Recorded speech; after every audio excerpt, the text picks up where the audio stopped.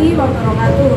Perkenalkan, nama saya adalah Tiara Bintara Firdaus dengan NIM 2106111000153 dari kelas 3E. Program studi Pendidikan Guru Sekolah Dasar Fakultas Ilmu Pendidikan Universitas Trunojoyo Madura. Di kesempatan kali ini saya akan mengeksplorasi tentang Museum Cakraningrat. Saat ini baru pertama kalinya saya mengunjungi Museum Cakraningrat yang terletak di deretan kantor pemerintahan Kabupaten Bangkalan, tepatnya di Jalan Soekarno-Hatta. Mari kita mengenal dari dekat Museum Cakraningrat Kabupaten Bangkalan. Di dalam Museum Cakraningrat ini terdapat muatan pembelajaran di kelas 6, tema 1, Selamatkan Makhluk Hidup, subtema 1, Tumbuhan Sahabatku, pembelajaran 2, materi memahami patung. Muatan pembelajarannya ada 3. Yang pertama, matematika, menjelaskan bilangan cacah dan pecahan sederhana. Yang kedua, PPKN, bersyukur kepada Tuhan Yang Maha Esa atas nilai-nilai Pancasila secara utuh sebagai satu kesatuan dalam kehidupan sehari-hari. Yang ketiga, SBDP, memahami patung. Dari 3 muatan tersebut dapat dikaitkan ke dalam pembelajaran SBDP, yaitu cara memahami patung melalui eksplorasi dengan saya melakukan observasi di Museum Cakraningrat. Di Museum Cakraningrat, hasil observasi saya yaitu dalam memahami patung tersebut saya mengaplikasikan muatan matematika mengenai bilangan cacah dan pecahan sederhana, terkait berapa banyak jenis patung yang diketahui dan berapa banyak fungsi patung yang diketahui. Lalu, dalam muatan PPKN, karena Pancasila sudah melekat dalam kehidupan masyarakat Indonesia, hampir setiap hari kita selalu mengamalkan nilai-nilai yang terkandung dalam Pancasila. Nilai yang terkandung dalam sila pertama Pancasila yang berbunyi Ketuhanan Yang Maha Esa.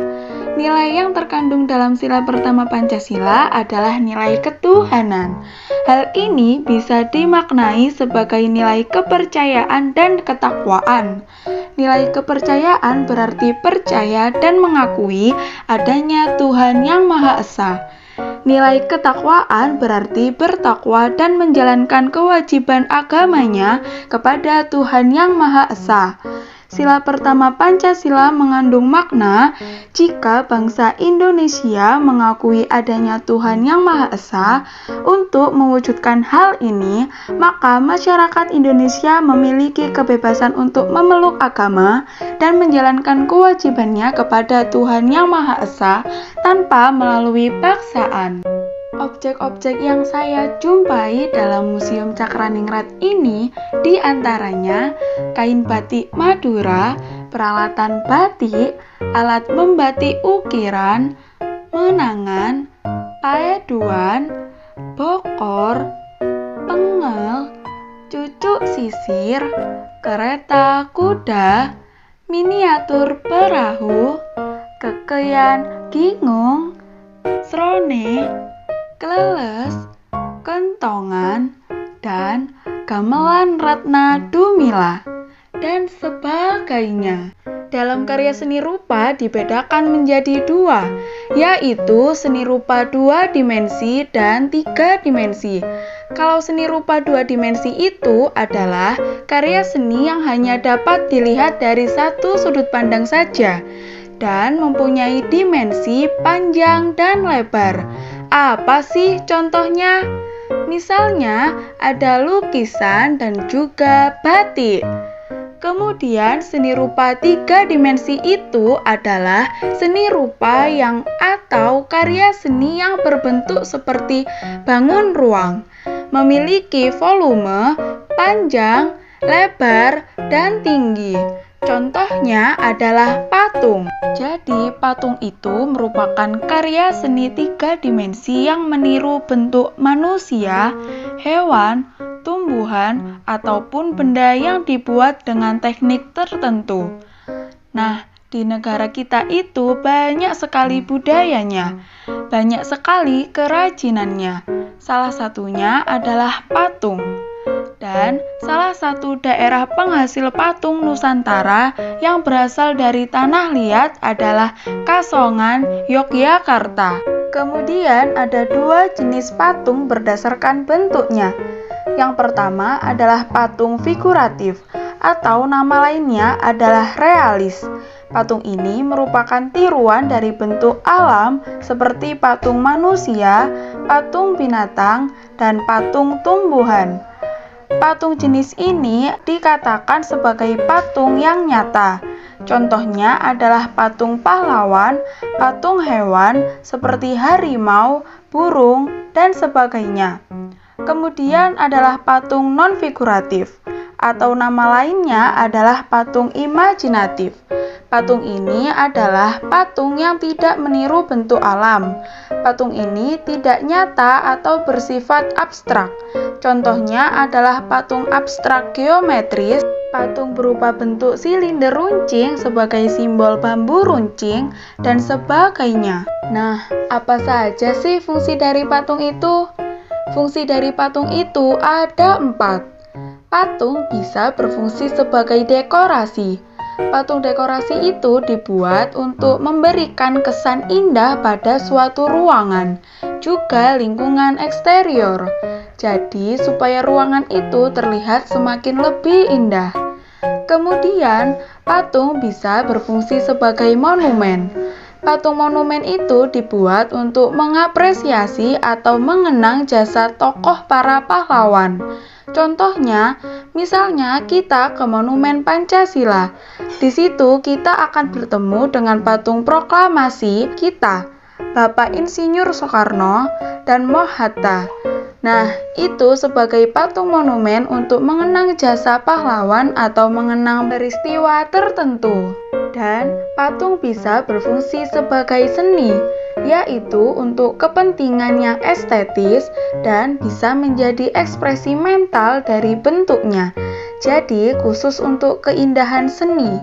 Yang terakhir, patung bisa berfungsi sebagai arsitektur. Itu adalah patung dibuat untuk menunjang dan melengkapi dari konstruksi suatu bangunan. Sangat banyak kan objek-objek yang terdapat dalam Museum Cakraningrat. Teman-teman pasti belum tahu kan mengenai sejarah dari Museum Cakraningrat.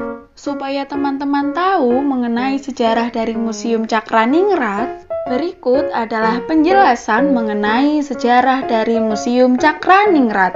Disimak baik-baik ya, karena awal video mengenai sejarah dari Museum Cakraningrat terpotong, jadi di sini saya menanyakan, Museum Cakraningrat ini didirikan sejak kapan? Tahun 2011 sudah didirikan di sini, cuma untuk peresmiannya tahun 2018. Nah, sebelumnya museum ini ada di Pendopo Agung, Kabupaten Bangkalan, dan banyak bisa diketahui Pendopo Agung Bupati karena kondisi sudah tidak pas, jadi tidak bisa. Tahun 2018. Untuk perhubungannya memang tahun 2017, karena tanggal 13 Maret 2018 sudah masalah didirikannya di sini kebetulan dari Cakraningrat. Museumnya di sini Cakraningrat, sebetulnya di sini ada dari seperti itu yang Raden Haji Suryo Raden kedua, Bupati kedua itu. Kalau yang di sebelah kiri ini Bupati pertama. Yang itu Bupati pertama kami. Makanya ini juga dari Cakraningrat. Ya, termasuk ini lambangnya Cakraningrat. Ini lambangnya Cakraningrat. Ya. Beda dengan yang ini. Di sini juga Cakraningrat, tapi bentuknya karena kami kan juga dari di sini kami kerja sendiri. Ini terkadang ini berapa bulan? Cowoknya? Jayanya Kalau masalah apa lumayan juga bukan? Pasangan-pasangan.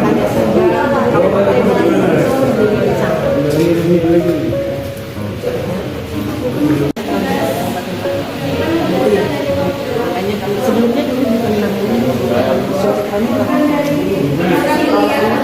museum Kabupaten Bakalan. Ya, yang sama karena di bawah undang-undang juga di sini juga di bawah undang-undang. Tapi kebetulan karena isinya yang di sini banyak dari sekarang banyak, jadi makanya sama menamakan museum Mbak Nadila. Ini ikon kami. Mbak Nadila ini kalau ditabung kebetulan ada kegiatan dengan baca. Beda dengan sana, beda dengan sana. Kalau ini untuk Pakinara. Sedangkan di sana untuk ada acara rapat ya, kalau sekarang rapat. Ini namanya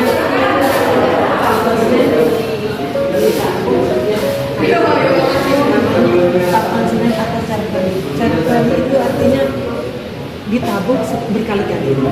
Carbali berkali-kali maksudnya. Beda. Ini memang ditabung setiap hari Senin karena ada Sang Raja mengadakan pertemuan. Jadi untuk memanggil prajurit-prajurit semuanya itu nanti berkumpul di satu tempat di Bali. Kalau dulu di pendopo itu ada di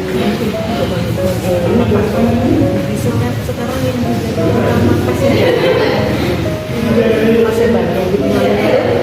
Nah, dulu kan nggak seperti itu, Pasebannya nggak seperti itu, cuma ada tempat, ada contoh daerah yang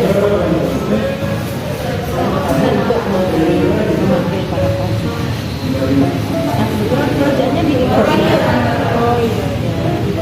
Tapi sekarang sudah tidak ada keratonnya. Ya, terima kasih ya Bu mengenai penjelasan dari Museum Cakraningrat. Ya. Sekian eksplorasi mengenai Museum Cakraningrat. Semoga apa yang saya sampaikan dapat bermanfaat bagi semuanya. Wassalamualaikum warahmatullahi wabarakatuh.